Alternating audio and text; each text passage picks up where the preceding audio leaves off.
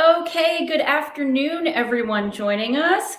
I am Opera San Antonio General and Artistic Director E. Lauren Meeker, joining you today for our weekly series, Beyond the Production, which is a live interview series we've been doing for the last several weeks. And you may notice that I have changed locations. I have moved homes in San Antonio. This is my brand new apartment. So for anybody who's been watching consistently, if you miss the deer heads or if you don't miss the deer heads, let me know. A change of environment is always super fun. So joining me as always is music director Francesco Miliotto. Hi, Francesco. Hi, Lauren. Congratulations on your apartment. I love it. Thank you. And also joining me, I'm thrilled to introduce our guest today, the fabulous Michael Heaston. Hi, Michael. Hello. How are you? I'm doing great. I don't have deer heads to offer, but I'm doing great. It's okay. The deer heads feel like a unique part of my Texas heart now, so I will love them and miss them. So for those of us who are joining in today for the first time, we're doing these live interviews from our homes. I'm here in San Antonio. Francesco is in Chicago. And Michael Heaston. So we're coming at you from a variety of pinpoints today, which is lovely. Okay, I think Michael Heaston is brilliant and amazing and well known to everyone, but I want to give a much more specific introduction than that for those who are joining us today. So Michael is just completing 2 positions in Houston. One as the Director of Opera Studies and a Professor of Opera at Rice University's Shepherd School of Music. And he's also completing his position as Music Director of the Houston Grand Opera Studio. Just those 2 small things, Michael. Yeah, it kept me a little busy. Just a little busy, I'm sure. So if students from either of those programs or young artists from either of those programs are watching today, give a shout out and say hello. And I'll bet many people who are joining us are curious to know why you're completing these positions. And I'm just going to, move forward and say it's because you're amazing and you're returning to the Metropolitan Opera as the new artistic administrator. Indeed. I'm really excited about it. And sorry. I said congratulations. Thank you. It's a great opportunity, and the Met's a place where I've worked before. And when this opportunity came about, it really was a once in a lifetime sort of job opportunity. So I had to jump at it. Fantastic. No, congratulations on that. And I mean, I think it would be great if just for all the people watching, if you could just go over a little bit of your background and sort of explain to us where you came from. I know that you didn't just do artistic administrations and things. You've done a lot of different things. So I think it's important also for our listeners to know that not every path is the same, but just a little bit about yours. If you could expand on that, that would be great. Yeah, absolutely. And I think certainly that's one of the most interesting things about this business, is that everyone really does have their own unique path, and mine certainly has been my own. I started off as a pianist and started taking piano lessons when I was about 10 or 11. And as my mother would say, at one point, I'd been asking for a piano for so many years. She just said to my dad, "Get the kid a piano." And so that's when it all started. And so I started taking lessons, and it went very, very quickly. It kind of fit me like a glove. And but what I realized very early on, and this was even by junior high, I got to play rehearsals for a musical. We're doing Joseph and the Amazing Technicolor Dreamcoat, and I was in 7th or 8th grade. And I quickly realized I wanted to be a musician who was collaborative, but also specifically a musician who was working theatrically. That really just kind of struck a chord with me. I have a question. Yeah. What does being a collaborative pianist mean? Because I think that's terminology that escapes some people that might not be inside opera. Yeah, absolutely. So a collaborative pianist is a pianist who has chosen to focus upon working with other people in performance settings. And that can take a few different sort of ways of doing that. My emphasis has always been with, pardon my dog who's coughing. I've always gravitated more towards singers and doing some chamber music, but collaborative pianists can play with string players or with brass, all sorts of things like that. But I really was going the route of I wanted to work with singers. And so my studies as a collaborative pianist came to include learning about diction and foreign languages and styles and both opera and also the song repertory, so that I was playing song recitals as well. So all of my work really became about I wanted to perform with others and not see myself holed up in a room by myself 8 hours a day working on concertos and things. That just didn't float my boat. Totally understandable. So I know you as an administrator in your most current state, but part of what you're talking about, Michael, as a collaborative pianist is not just as an artist, but also somehow you became engaged, I think very specifically in also training and coaching young artists. So how does that love develop in tandem with the musical and language skills you were developing? Or how did that come to your attention as something you were interested in? Yeah, opportunity kind of came a knocking, and I opened the door and just walked on through. But I do come from a family of educators. My father just retired last year, but he was a professor of accounting and an associate dean at Drake University in Des Moines, where I grew up. His father was an accounting professor. I have other relatives who teach. So there's always been a teaching gene. I think that's just part of what I do. But most specifically, the Young Artist Program administrative route opened for me at the Glimmerglass Festival years ago. I was at Glimmerglass for 11 or 12 seasons, and my first season was actually Young Artist. I was one of the 2 pianists in the program that year, and they asked me to come back as a regular member of music staff the year after, which was great, and I was going to be a principal coach with my own production. And 2 weeks before the season started, there was a staffing change, and they called and said, we know you also have this music business degree, and you've just done the program, and we've had a staffing change. Would you come back and co-direct the Young Artist Program this summer? And, I kind of, there was a moment of silence on the phone. You mean the program I was just in?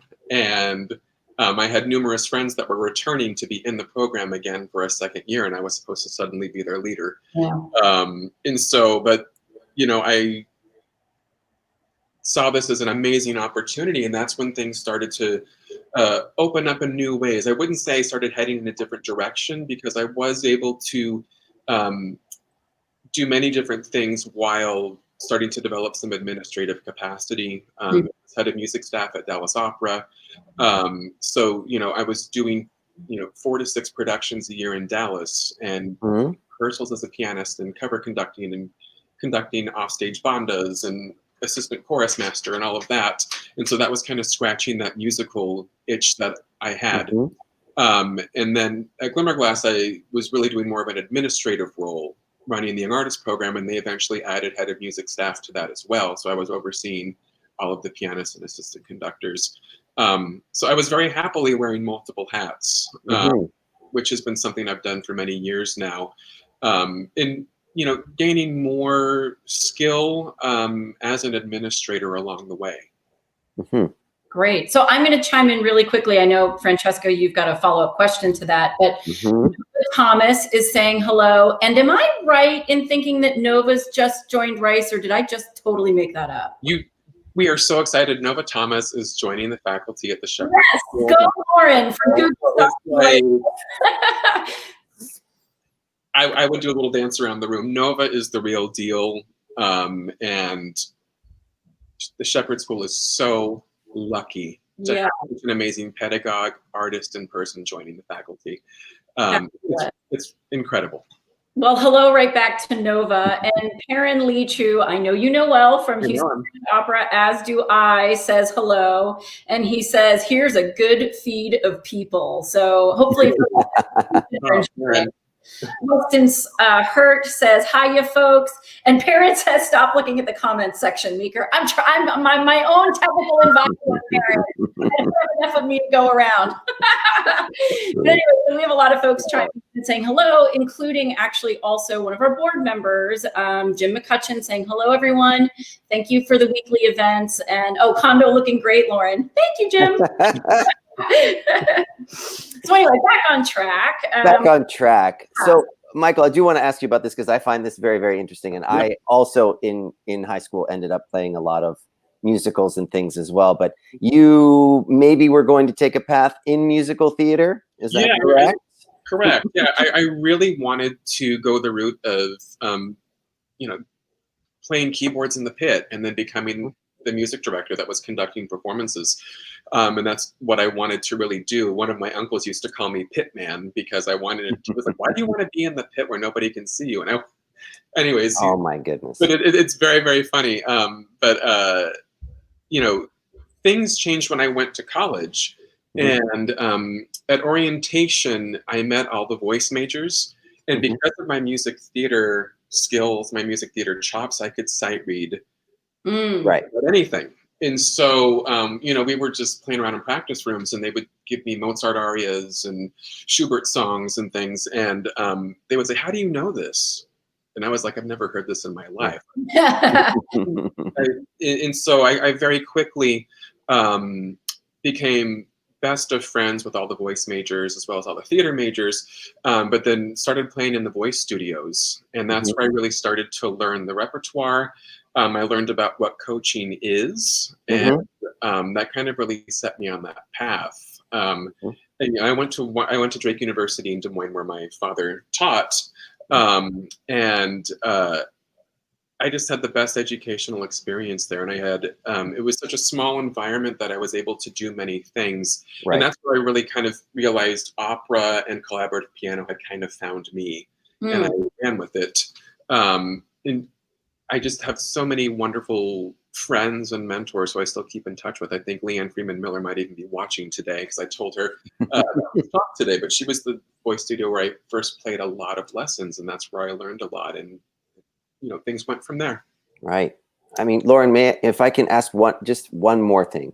Please. I know I'm a little bit off topic here. I'm not really off topic. I'm off the sheet. Go for it. But I mean, because of the similarity in what we do, I really, and the people that I have a lot of respect for also, if you could just talk about the advantage or the disadvantage, whatever you feel, of coming from the musical side all the way through the administration to the top of the administration. I mean, for me, that is something that I think is wonderful and useful and helpful. And I mean, if you could talk a little bit about that, because everyone comes to that level of being artistic director of the Met, and you need many, many different hats. But just if you could talk about getting from where you were to a spot like that as a musician, and the advantage or disadvantage that brings, I think it would be very No, I think that's a really, really good question. And for a while up until I think I was 32 or 33, I kept doing as many different things as I could, and I was very happy being a musician in Dallas and more of an administrator at Glimmerglass, and then playing recitals with people. And I was a music and score consultant at the Met for the Live in HD broadcast series. Oh, fantastic! And so I was doing a lot of different things, and I think like 95% of the time I was managing not to screw them up, so that was good. Aim high. And I just kind of said, I'm going to keep doing all of these different things until I reach a crossroads where I'm forced to make a difficult decision because of whatever opportunity might come my way. And that opportunity came when I went to Washington National Opera at the Kennedy Center, when Francesca Zambello, who's a dear friend and mentor of mine, when she went to that company to become artistic director, I was already working with her at Glimmerglass, and Cheska, asked me to come with her to Washington to take over what is now the K. Fritz Young Artist Program. And that was the first year of the American Opera Initiative, which is their commissioning a new works program. And she asked if I would come run the Young Artist Program and run the New Works Initiative. which meant having to leave head of music staff at Dallas and reach a point where really I wasn't going to be a cover conductor or playing rehearsals anymore. Right. And I was really going to be an administrator. And it was at that point that I kind of, had a little come to Jesus with myself about my life and what I wanted. And I was very happily doing everything I was doing. And I started thinking 20 to 30 years down the road and thinking, am I the person who wants to be playing 6 hours of the Barber of Seville rehearsals at the piano every day? And I realized that that wasn't me, that I think a lot of people, they love the piano. That's what they do. And I certainly love it, but I thought there's more I want to do. There's more that I want to do in the business. I have vision. I have things that I want to see through. I want to conceive of ideas. I want to try to bring people together. And I realized that I was being given a great gift with the opportunity at Washington, because then I looked around again and I realized, I don't see other administrators who have my same profile. I see a lot of singers who have stopped singing who come back and do it. I see a certain number of stage directors doing it, but I haven't seen someone who came up the ranks of living and breathing this art form in studios, playing voice lessons and playing hours and hours of rehearsal and, sometimes coaxing people out of dressing rooms, and you're doing all the things that we do as coaches. And I don't see them going into the roles where they are working in artistic administration at the highest levels. And that to me spelled out opportunity. And perhaps that was a niche that needed to be filled. So, and maybe I could realize, and I figured this out over the first couple of years of it, was I was being just as creative as I always was as a musician and as a performer. And I always think of myself as a musician first, even though I don't play concerts anymore, really. But it's, I don't think of myself as, Michael the administrator. It's always Michael the musician first, and that guides every decision I make as an administrator, whether I'm, mentoring a young artist, or if I'm in a casting meeting, or if I'm talking about what title should we do in a season. It always goes back to having the soul of a musician and an artist first and foremost. Fabulous. And so I felt that I could make a contribution that would would allow me to be just as creative as I always was. But maybe, this is going to sound very broad, but to change the world in a positive way. I could affect change in a way that was palpable and would allow me to advance the art form. No, that's fantastic. That's exactly what I wanted to hear. As someone saying similar coming through. And and I think it's wonderful to hear that there's all these, not just one way to go, but that there's advantages to having been a pianist that plays 6 hours of rehearsals and has done all of those things to come all the way up to the top level of the Metropolitan. I'm very, very proud of another pianist doing that, pianist conductor doing that. I think that's wonderful. Thank you.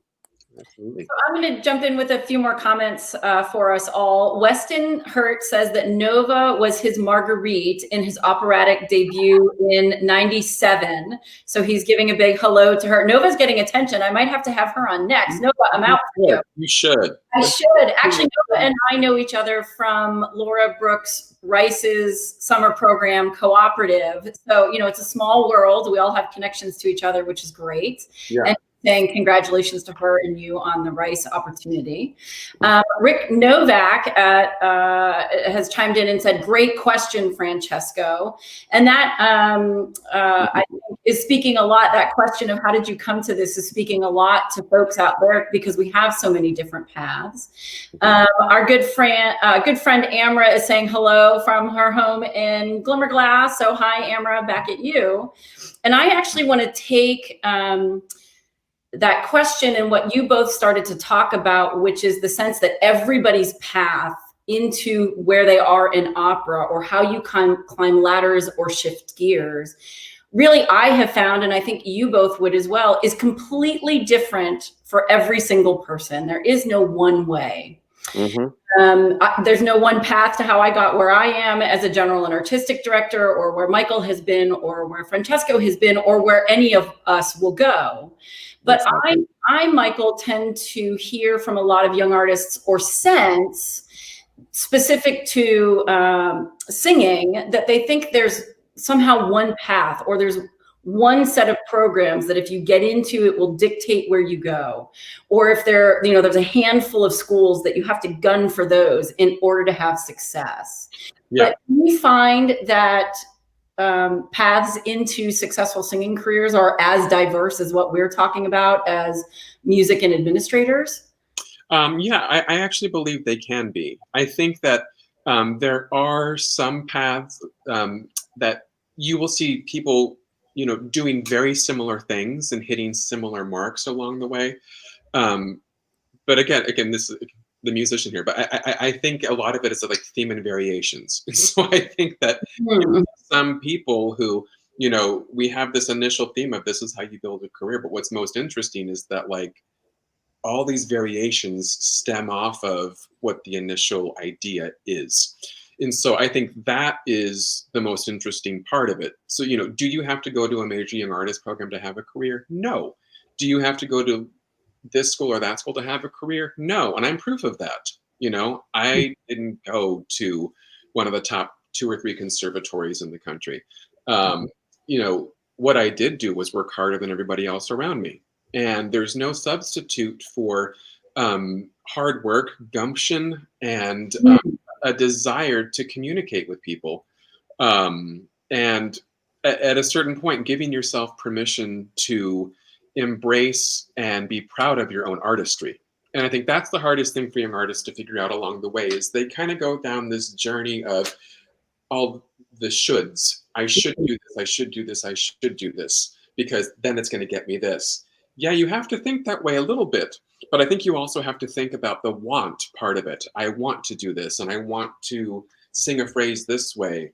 And I oftentimes find when I'm working with emerging artists that are just coming out of schools, I do a lot of work with them to get them to trust themselves again, to get them to have an artistic opinion. So often they want to be correct because they've been told more oftentimes than not the word no, meaning no, that's not correct. No, no, no, no, no, no, no. And then some praise here and there. And it gets people in a place where they become very apologetic about having a musical opinion, when actually the musical opinion was the reason they got into it in the first place. So, one of my great joys of working with so many young artists over the years has kind of been getting them to reclaim their artistry and their unique voice. And I think that can be realized in the career path. You might go to Europe, you might do one summer program and then do something else. You might opt to have a family and then do this later in your 20s or into your 30s. You might start down a path and then decide you want to do something like the Metropolitan Opera Chorus, and you might try to do that. I think part of the journey is realizing that it will continue to unfold for you along the way, and we can't try to make it into something that's predestined. And that's hard in a business that has no guarantees, and the opportunities are very few. We have, an oversaturated market of singers, and which, by the way, isn't new. In any aspect of opera, theater, movies, film, whatever, there are always more actors, actresses, singers than there are jobs. That's never changed. Is it harder now than it was? Sure. But it doesn't change what goes into the craft. And it doesn't change to you having agency to try to create a path for yourself and having to be able to pivot at a moment's notice. It's always been that way. I find that amazing in coachings and things with singers, that their approach is, they'll sing something and then, oh, okay, what was wrong, or and it's really, the approach that I take, and it seems like you take as well, that is that I want them to be successful. I want them to sing what they want. I want to figure out what they're doing and how to create it and support it and bring and understand their voice and bring that to the forefront. Yes. And that's how I'm constantly trying to approach it. I'm not there to just find one mistake or this. Of course, we correct all the things we can, but that also just adds to the goal of what they want to do. I always talk about that, learning that singer's language and trying to maximize what they have and what their talents are. And I'm very glad that you mentioned that. I think it's important for singers to know we want them to succeed as a conductor, and you as a casting director. It's the same thing. We listen to auditions, Lauren, and all of it. We want you to succeed. We're not there to find the one thing that you're doing wrong.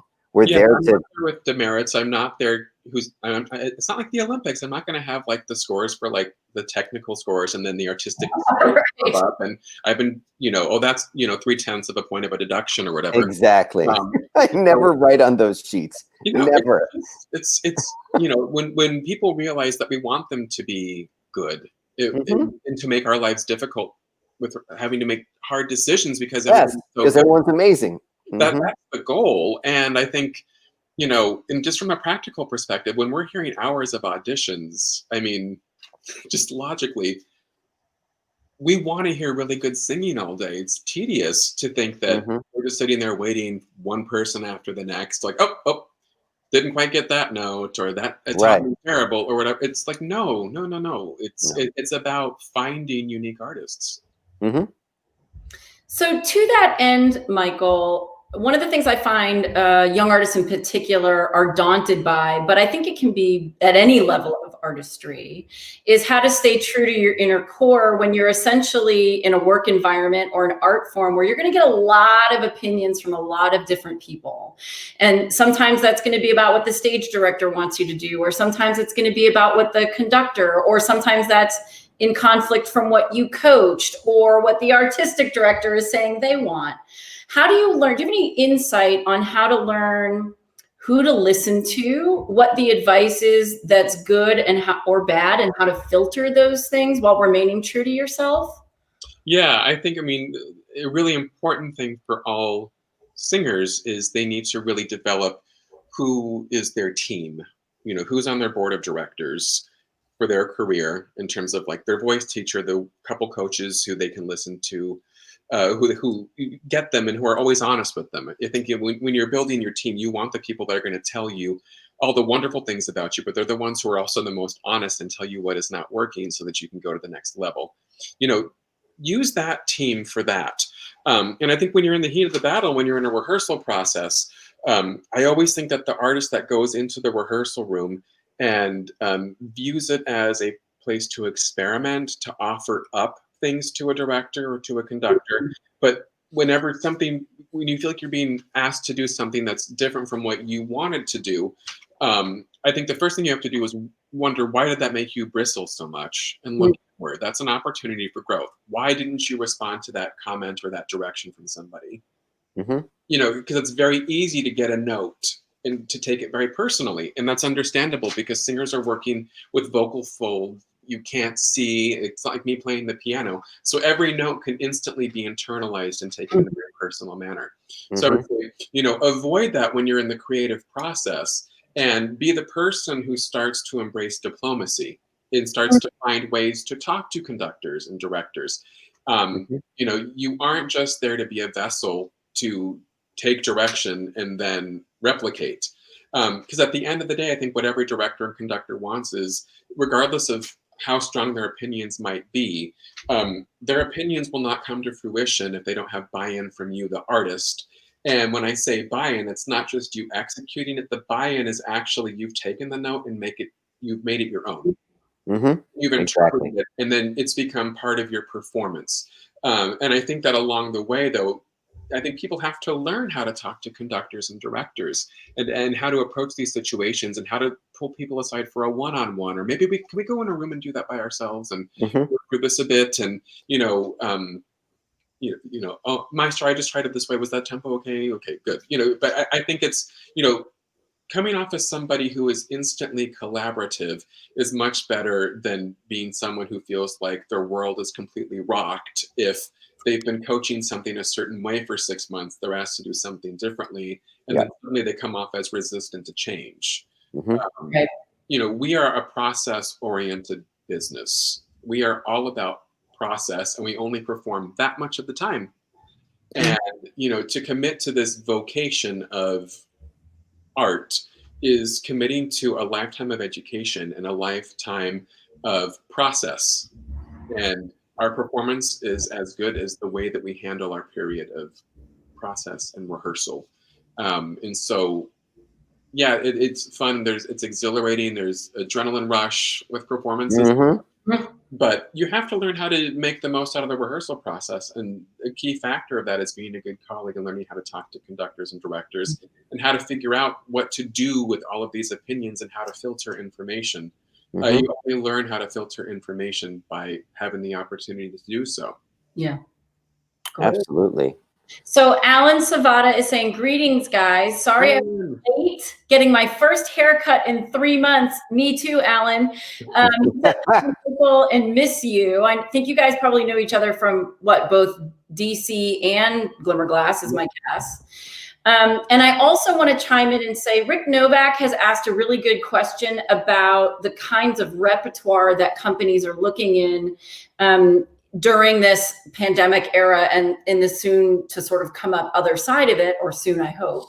Rick, I'm going to put a little pin in that because I want to get us to that kind of question in another avenue, which is to say, so Michael, figuring out a path even pre-COVID-19 is not only different for everyone, but here we are, I think, with a raging debate right now, which is, what is it to be in a digital universe at the moment? Is this part of the new vocabulary of opera going forward? There are really strong entities that are both on the pro side of that and the con side of that.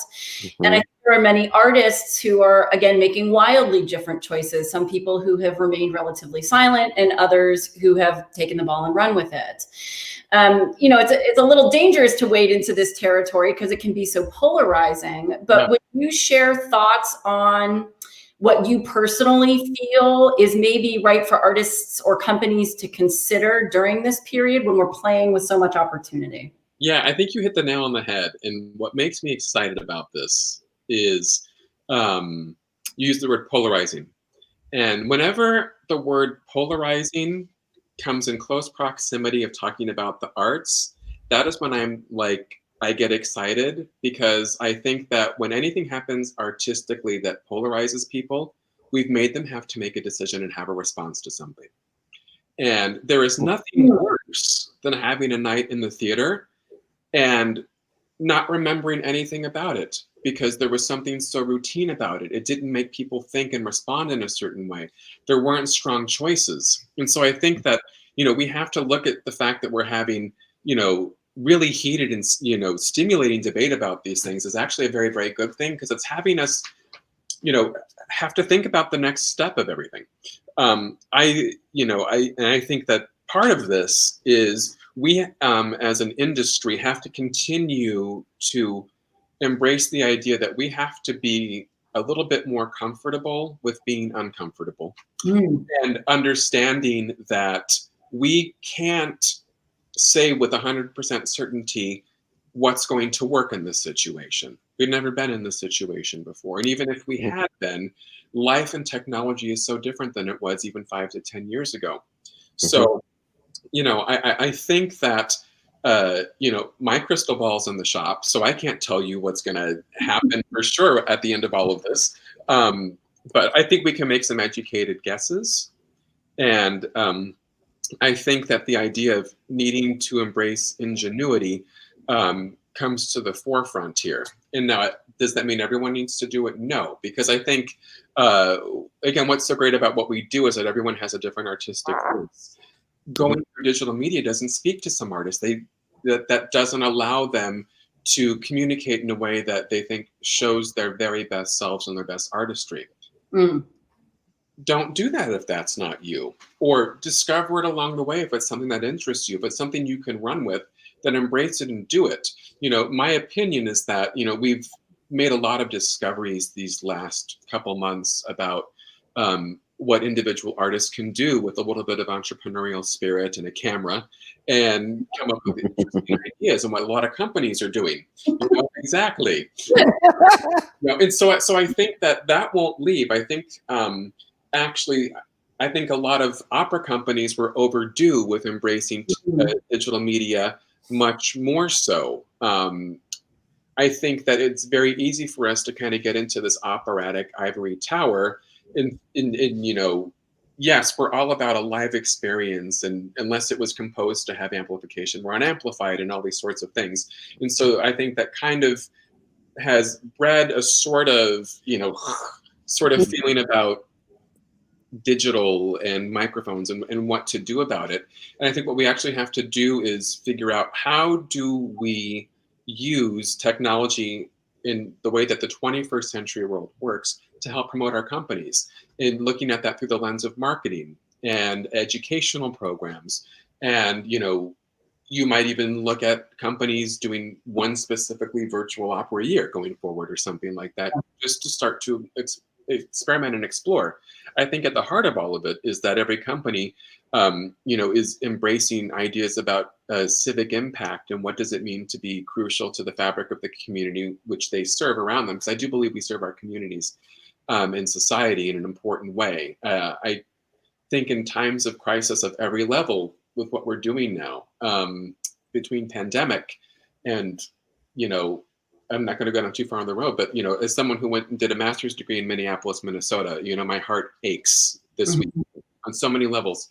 And I think that there is a way for artists to embrace the fact that we all have platforms, we all can be advocates, and at the moment we need to embrace digital as being the way to do that to a certain degree, but that at the other side of this, we will always come back to being a live art form that is performed in spaces where there's a conversation, an unspoken conversation between performers and an audience that has chosen to congregate together with an orchestra. And, that's not going away, that's going to come back. We're just used to getting gratification much more quickly now, because of the way the world works. And so we can't snap our fingers and I dream of Jeannie this and just make it happen. It's not going to happen. And so I think we just have to be uncomfortable and just sit in it and be, and not think that going back to normal is what's going to happen. It will be a new normal, and it's one where we have to take the lessons we're currently learning and figuring out how to take the best bits of digital performance and digital communication and add that to what we do as a live unamplified art form for the most part. There's a value added here. It's not something where we have to fight about it. But at the moment, I think with artists needing an outlet and a way to create, yeah, I can see why it's polarizing. But again, I think you have to listen to yourself. And if you're not an artist, that's not the way that you communicate or you can create art, don't feel you have to, Whenever we get into the thing of having to do something and have to, that is, the campaign slogan for mediocrity. So I don't subscribe to that. So you have to be true to yourself. Sorry, I get long-winded. No, it's such a important but difficult topic to talk about, and difficult, therefore, to put into a nutshell, of a response. So I think that's phenomenal. And along those lines, Alexandra Lobianco, Lexi, is saying, this is such a beautiful conversation. Thank you all so much for this. And then also says, I wish you could see me jumping up and down applauding. So I think you're striking the right chord. Sure. Carrie Alchema says, oh my God, these are three awesome people all in one place. Carrie gives big hugs to everyone, which is great. So I think in line with this, I feel like, Michael, there's some digital stuff maybe coming up on the radar, again, to go back to young artists for a moment, that perhaps is going to be a little unavoidable, like, are we facing the fall audition time period, which is almost always typically in person? Yeah. And there's usually big outings to New York in particular, but many other hubs across the country. Now we're not sure if some of those cities are going to be open or if traveling is going to be possible. So I think there's a conversation afoot about auditions needing to be digital. Yeah. So that is part of this new world that we're in. And I know that I've talked to several young artists who have said, oh, I have concerns about how to do this, or do I have the technology or not? Do you have any thoughts on how to maybe best prepare for that possible scenario? Yeah, I think that there's a lot of preliminary talk about fall audition season happening amongst all the leaders who run training programs. And, it's my hope that those sorts of talks will get a lot of the companies to align in a way that makes this easiest for all the artists that are applying and wanting to audition, so that people aren't having to make different versions of audition videos for different places. Right. That's something that can just suffice for a lot of people. I would say for anybody who's still in school, and this is certainly happening at the school level as well, there's going to be a responsibility on schools, whether it's for singers or instrumentalists who also need to make audition videos for their summer programs, to really allocate time and space in the school, and perhaps a recording engineer to help people with this. If people aren't in that sort of environment, I have heard talk about a couple places trying to organize Zoom chats. If you have your iPhone and that's the way you're going to have to make your video, and you don't want to have to spend money on getting a certain level of microphone to make this happen, how can you do that? And I've always thought, again, we're all about community in this art form. And so, 4 or 5 friends go in together and pool your resources and buy a microphone that you all share to do this. But I do think we're going to reach a place where the quality of it and the importance thereof of an audition video for the fall is going to be really, really crucial for people. And I think that, people need to think about that. And there's going to be, all of this time of quarantine isn't a time to rest. This is a time to continue, again, the process part of what we do. Just because we're not performing doesn't mean the process goes away. So don't get caught unprepared when the end of August, September comes around, and suddenly you're trying to get repertoire in order, and you're trying to make videos and make all these things happen. Really spend the summer months figuring out the audition package that you want to put down on video, and then start to see what the companies are asking for. But I think, again, the sense of how the community can all talk to one another and figure out, how are you doing it? How are you doing this? How are you making this happen?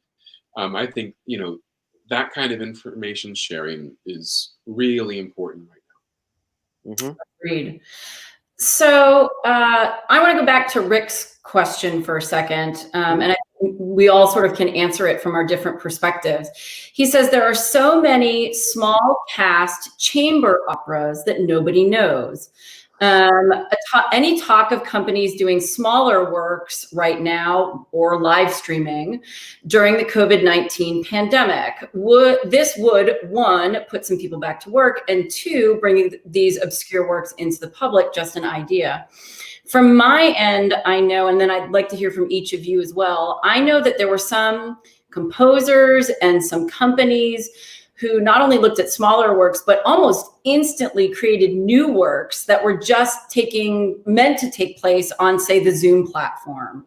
And I know those artists were, compensated, and that people are trial and erroring in that direction.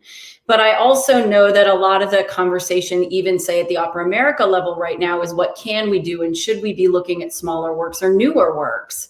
So I do think that's a part of the conversation across the board. Francesco, has that been your experience with the variety of companies you've been involved in as well? Yeah, absolutely. And also, trying to figure out anything that you can do. If you can socially distance a concert performance of something, or if you can make a reduction quickly so that you can do some type of semi-staging. I mean, in addition to these smaller pieces and smaller works, of course, finding those and the things on that platform to do that. And I think if it matches the mission of the opera company and it's something that people feel comfortable doing, I think that's definitely something that we've all been exploring for sure.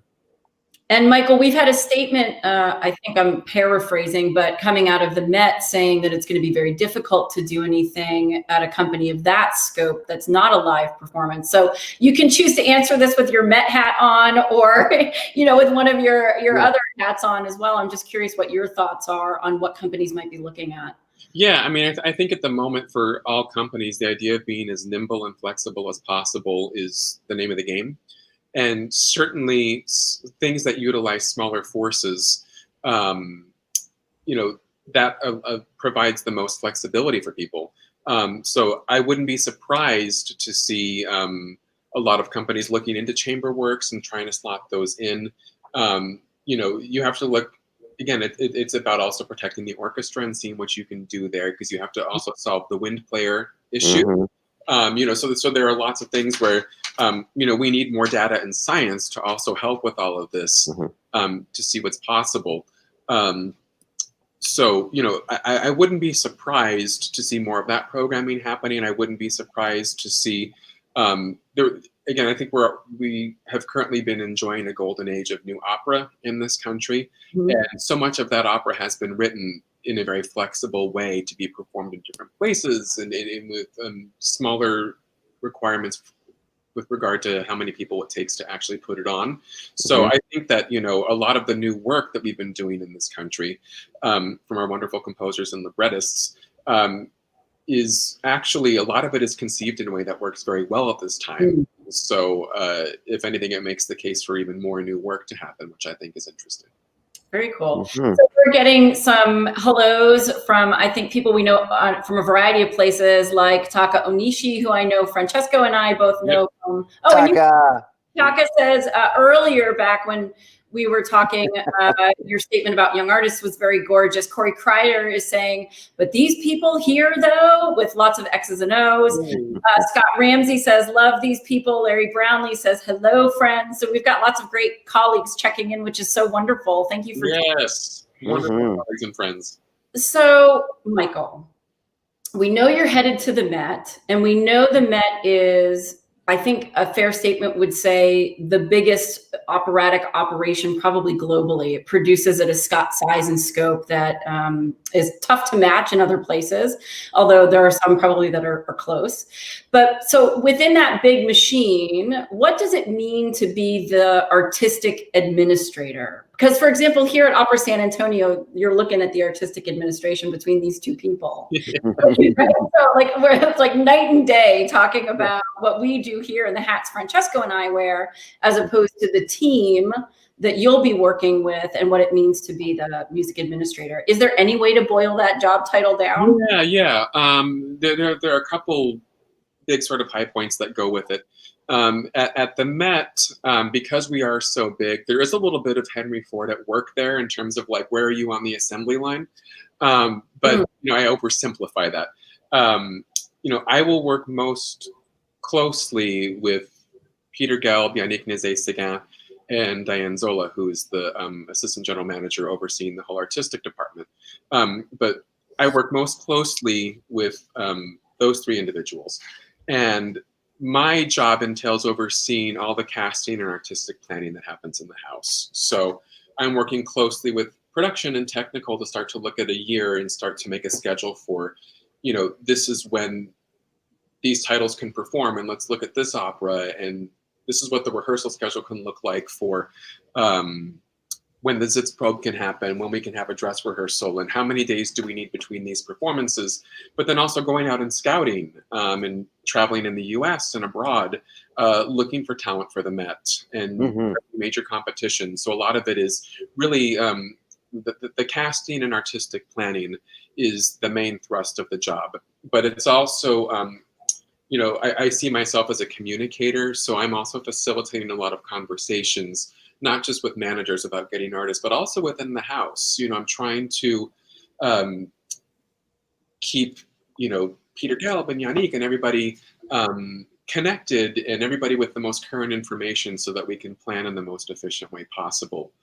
And as, with my musical background, I view that, and as the artistic administrator, I'm going, right into that position as the musician first, and it's my job to offer up my honest opinions. I believe they've hired me for this important job because they believe in my opinion, and so I'm going to advocate for artists and music and all of that, and say who I think should be singing what, and bring that to the table, so that when we're all having our conversations about things, we really do work as a team.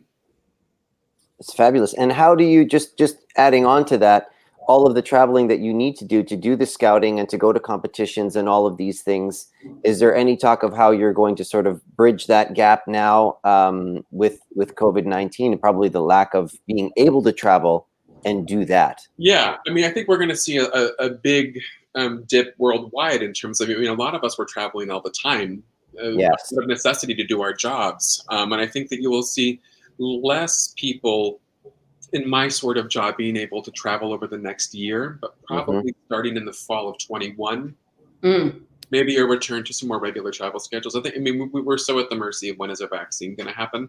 Yes. Once that happens, I think things will open up. So I think, and I think a lot of next year I don't think it's so useful for a lot of us to be trying to go out and scout stuff all the time. I think that we kind of need to be all hands on deck. Because I think regardless of what we lay out at any company next year is saying this is how next year is going to go, we're going to be in a period of constant review and constant revision. And what we said in July might alter in September. Right. Then we're all going to be putting new plans into place. And so I think it's most important to be in the house, learning that new role, but then also being there to help them, make new plans at a moment's notice as required. Great. Absolutely.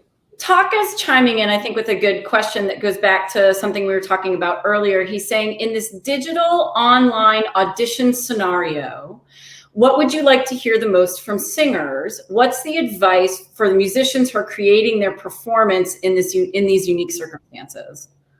Yeah, I mean, in terms of what you're presenting to people, I think, first, depending on who you're singing for, you may have to look at the requirements and see what are they saying you need to present. But I always want singers to make a power play when it comes to auditions, and I want them to take more control and ownership over them. And so the moment that a singer starts to look at their audition list and say, well, I think they're going to want to hear this from me, you've already lost because you aren't being you. So I think you need to figure out, what do you sing the very best? What shows your artistry in the most unique way possible? What do you think that you sing just about better than anybody else in the world? And, show that part of what you do. Because when we see you inhabiting a role, and when you have that feel about a piece of music, we get it. It's why we get goosebumps in performance. It's when I hear people acting with the voice, and I can understand in the way that they say a word or the way that they did that vowel. It's like the way that their physicality changes. There's no substitute for that. That's why we love this. It brings us closer to the human experience because it gives us a visceral response to it. So I want people to think about, even though we have to come through this digital sort of platform to possibly realize auditions, what presents you in the way that shows your best, truest, honest artistic soul to us? That's what's important. Yay, I applaud that. I couldn't agree more. Absolutely. No, and I think it's important to do that so that our wheels can start turning as well, so that we can start thinking of other things that we want to hear you sing or cast you in. I mean, we're not unimaginative, dead people that can only use what you show us. Our job is to take what you did, if you did it correctly, and from the 2 things you did, expand your possibilities to another 15 things that I think you can do. Yes.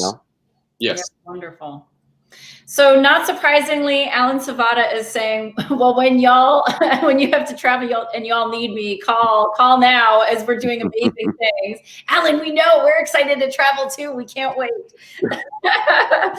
And Taka says, thank you so much for your beautiful answers, which is wonderful. And we also have had, I'm going to give a shout out to Andrew Ward, who's a local base who we work with a lot here in San Antonio. And he's saying, thank you for the great info and also giving confirmation in this wonderful, crazy, amazing art form.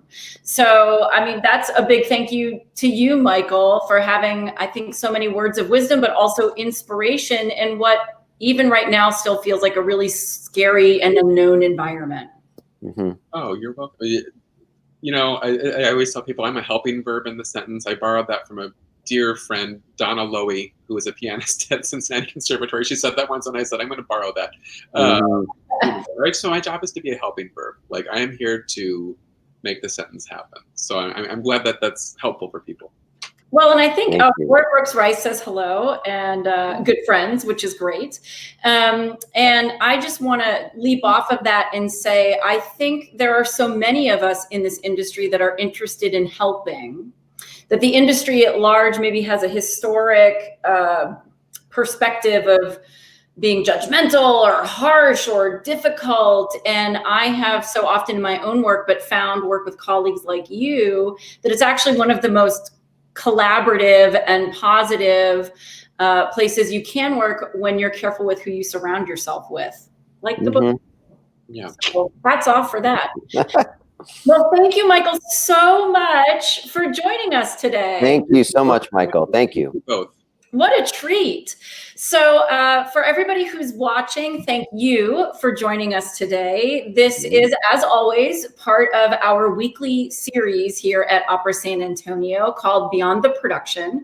And I encourage you to keep joining us and to add in your questions and comments, because the live interview and the questions that come in during it are some of the most fun of what we get to talk about during these kinds of experiences. And I'm thrilled that we were able to have such a phenomenal colleague with us today, and we have some more lined up for the future. So stay tuned, and we will see everyone again next week. Thank you so much, Francesco and Michael. Thank you. Bye-bye. Thank you, Michael. Thanks, Bye-bye. everyone. See you again soon.